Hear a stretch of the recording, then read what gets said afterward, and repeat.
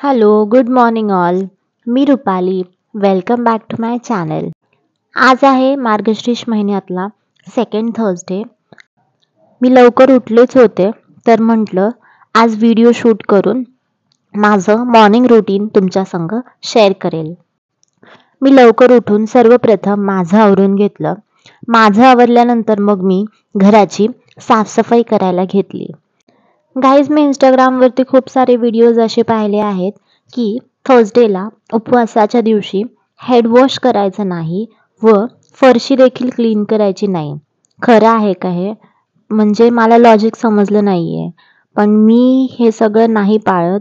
मी साफसफाई केलेली आहे, घर क्लीन केलेलं आहे व फरशी देखील पुसलेली आहे.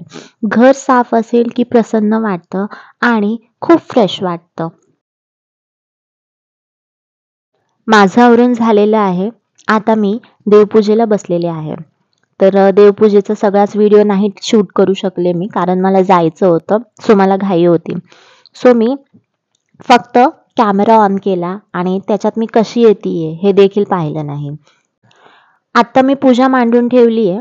संध्याकाळी मी पुस्तक वाचेल.